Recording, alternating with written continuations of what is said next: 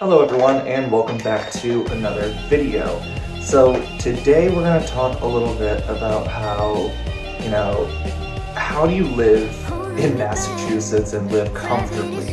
How do you kind of get around without making like a six-figure or high salary, whether it's just on your own or if you you and your spouse don't make, or significant other and you live together don't make more than like six figures each.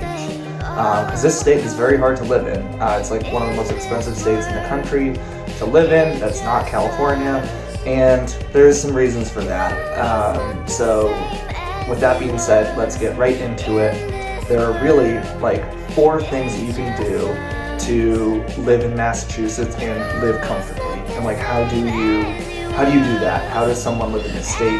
How do you kind of find hacks and things to do to get around like certain very high cost of living as part of living here? Is just what comes with it, but you can try to avoid it if you can. So the first thing I want to say is you really don't need to drive like a gas guzzling car here.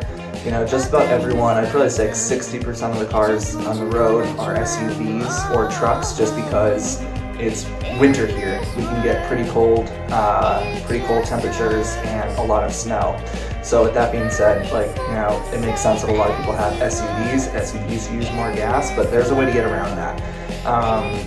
Don't get like a huge gas tank, low miles per gallon car. Especially if you live around here, it makes a lot more sense if you have something like a Prius. You'd be surprised how many Priuses are around here. They actually do pretty well in the snow.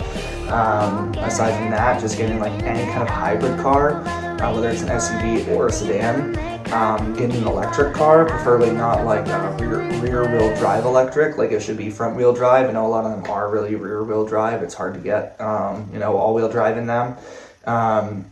A Honda, any other Toyota, like just try to get your car to be as like fuel efficient as possible. That will really help you, because if you live in this state, you understand that you are driving everywhere and it takes a very long time to get anywhere, whether it's back roads, main street roads, or a highway. You're gonna spend a lot of time in your car, in traffic, trying to get from one place to another. 5 miles, it takes like 15-20 minutes to get somewhere. So it can just be very congested here. Might as well just have like a better car than what you might have normally in any other part of the country. Number 2, shop at like a lower priced grocery store. So there are some higher priced grocery stores here, like there are, anywhere else, like regionally, there's, in any part of the country, there's higher priced grocery stores compared to lower price. And that's no different here. I specifically, suggest something like a Market Basket, something like a Price Chopper. Those are 2 lower priced, lower end grocery stores. Or if your Super Walmart has a grocery store in it, then definitely shop there. I'm used to doing that too. Can definitely save you a lot in terms of like just everyday necessities that you kind of need. Walmart is definitely like the king for trying to get your, stretch your budget as much as possible. Number 3, I'd say it kind of goes with number 1, but become a fuel rewards member with like any one of the gas station fuel reward programs. So third being, again, fuel rewards. It helps to have like reward points, not points, but like the reward option.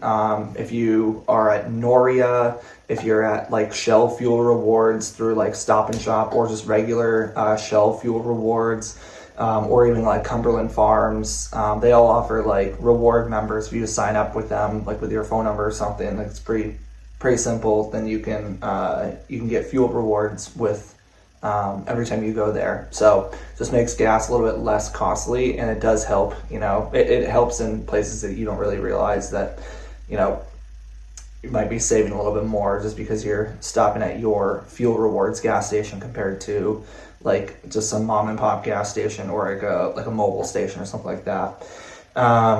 So that's number 3. And then my fourth and last thing is do not live in the city.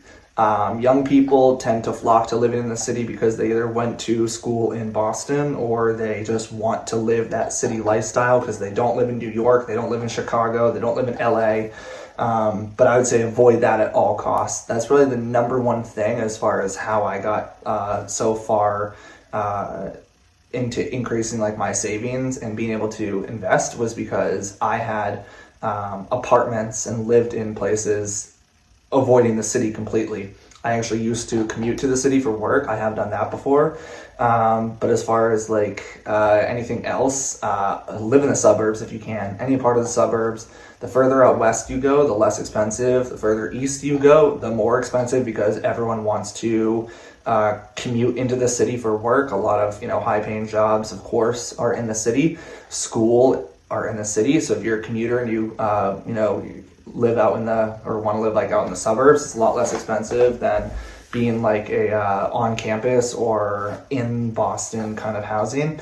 But that's a huge thing as far as like avoiding higher costs and living costs like this state you get so much more cost of living like adjustments if you live outside of the city. It's just the rents are ridiculous in the city for whether it's like a studio, 1-bedroom, 2-bedroom.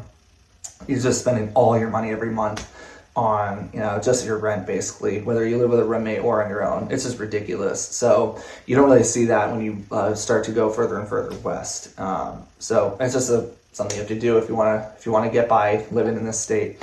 Hope you guys like this video. If you're from Massachusetts, then hopefully this helps you in some way. If you're not and you're thinking about moving here, maybe don't, because you're just causing more of like the congestion. Just kidding, move here if you want, but just letting you know that it is kind of a mess, and hopefully this helps you too. So bye.